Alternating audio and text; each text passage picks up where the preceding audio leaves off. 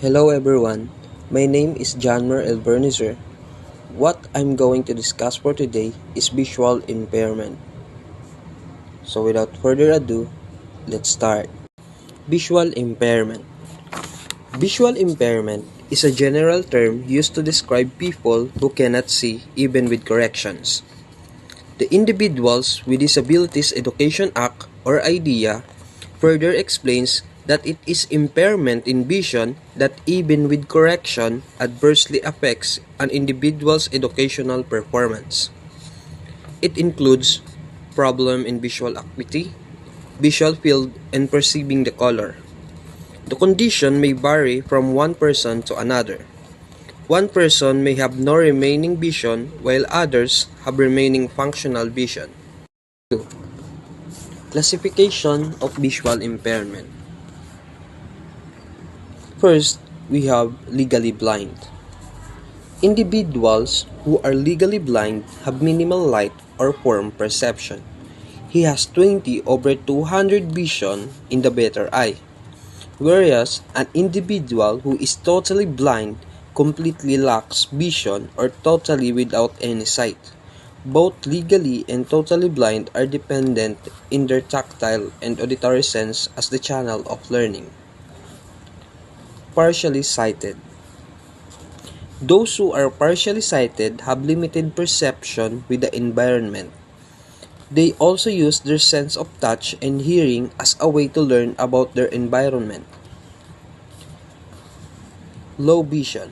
A person is considered as having a low vision when he still has a residual or remaining vision that he can use with the help of prescription or non-prescription devices. Typically, the person cannot read a book or newspaper at a normal distance even when he is using eyeglasses or contact lens.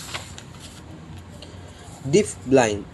There are also people who are deaf blind. They have limited vision and hearing. Braille and sign language are both used to train these individuals. Causes of visual impairment. Myopia or nearsightedness. The individual can see clearly if the object is close to him. This is the result when rays of light from distant objects are not focused on the retina. Hyperopia or farsightedness. This is the opposite of myopia or nearsightedness. The person can see clearer if the object is far from him. In this condition, the light rays near the objects are not focused on the retina. Astigmatism or blurred vision. The person sees a blurry image of the things around him due to the curve in the cornea or lens. As a result, the curve prevents light from focusing the retina, just like myopia and hyperopia. Astigmatism can be corrected through the eyeglasses and contact lenses prescribed by ophthalmologists and optometrists. Cataracts. The person with this condition experiences a blurred, distorted, or incomplete vision due to the cloudiness of the lenses because of trauma or old age. Since the lenses are opaque or cloudy, this blocks the light needed to see clearly. Additionally, the person can be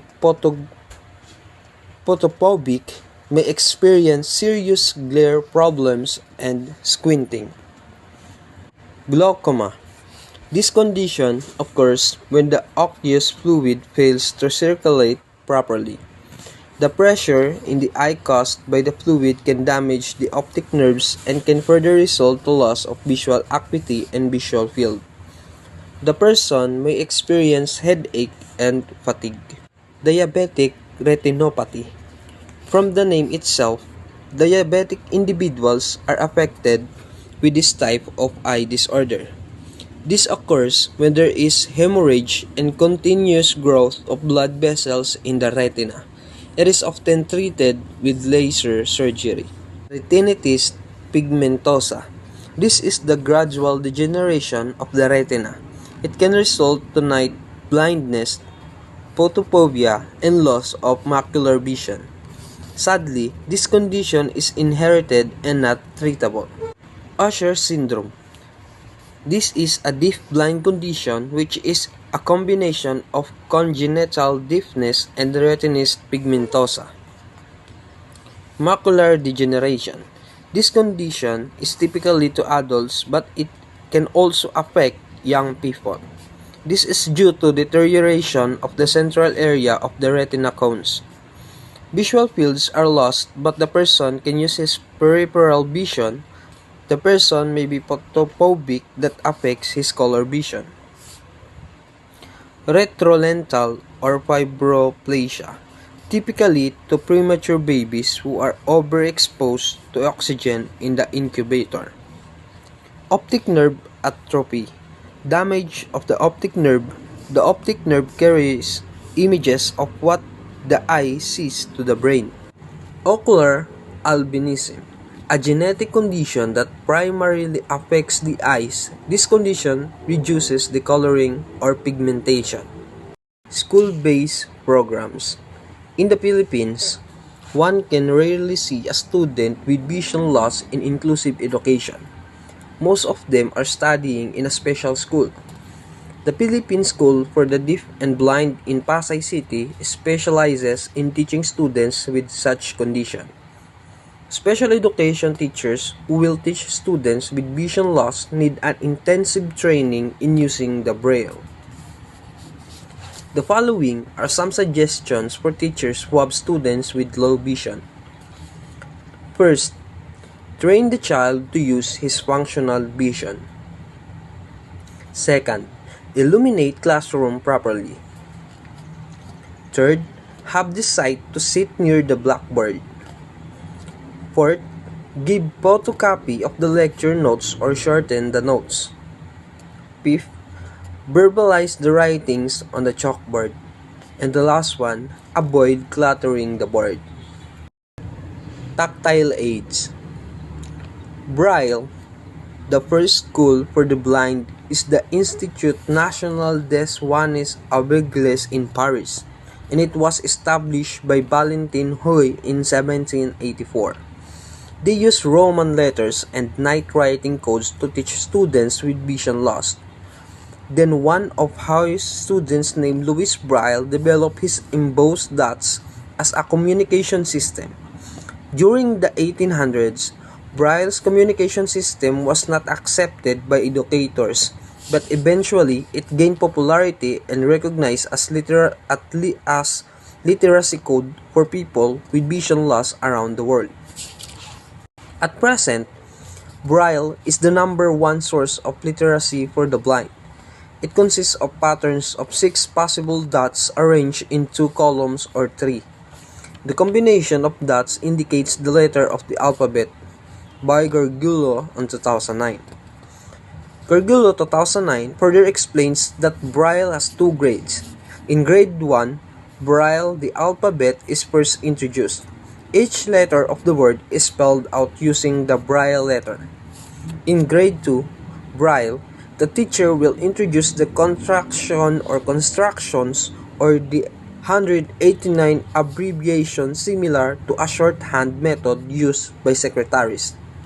Here is the example of Braille alphabet. Brailler.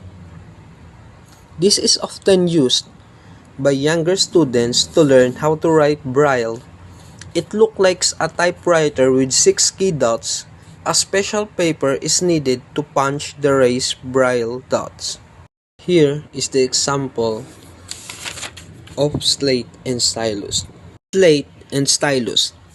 This device is often used by older students. The Braille dots are punched by hand on a special paper. This is more convenient because it is smaller and quieter than Braille. Other examples under this category are the tactile experiences book, embossed maps and diagrams, and 3-dimensional models.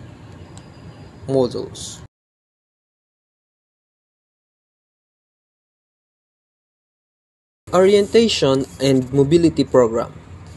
It is important to teach students with visual impairment to be aware of his environment and to train him to move safely and efficiently from one environment to another. The teacher can give a child an obstacle course where he can practice moving within the environment and gain control over the situation. Cane. The use of cane is very important for individuals who have vision loss and who travel alone. The cane serves as their guide in walking, which can give them an insight about the environment.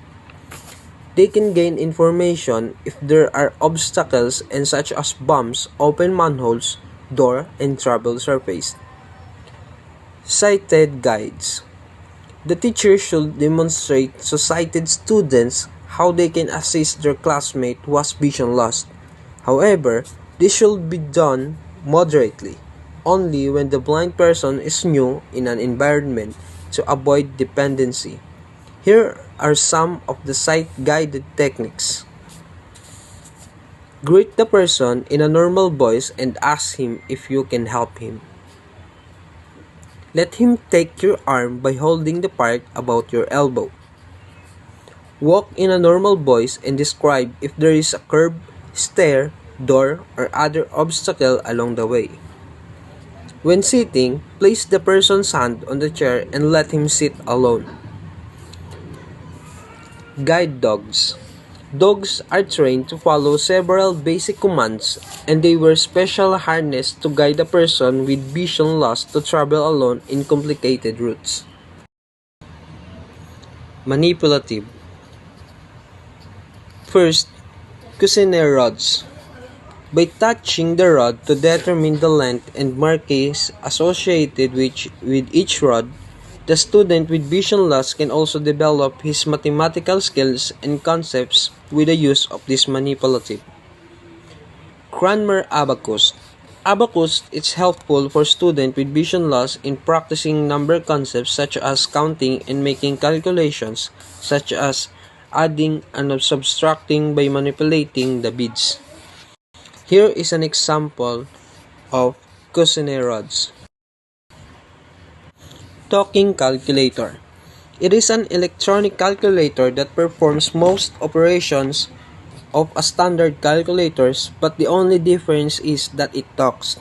It announces the entries of the result and the mathematical operation at the same time it presents the digit visually on the screen. Aside from the talking calculator, students who are blind can also use talking clocks and spelling aid to help them in their learning.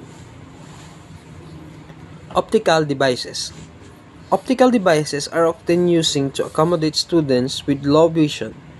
The following are some of the common type of these devices: eyeglasses, contact lenses, magnifier, telescope, and large print material.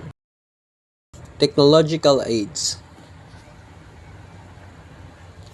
Closed-circuit television or CCTV. This device is particularly helpful for students with low vision to read unprinted text. A television camera is placed above the book or any printed material.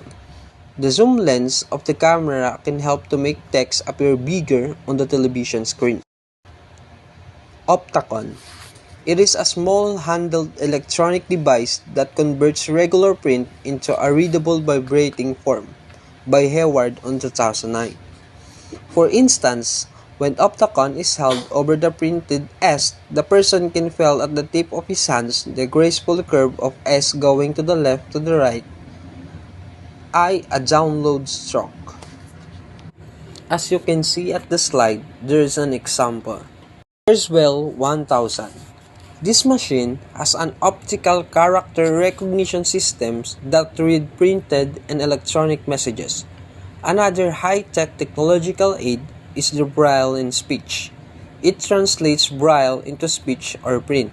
Additionally, there is also an available Braille keyboard and Braille printer for people with vision loss. Some Braille printers can print Braille and text format from digital text. Electronic Travel Guide. Global Positioning System or GPS can announce to the user where his control location is. Canes with laser beam can convert the light into sounds or vibration and can alert the user if there are obstacles along his path. And that's all. Thank you.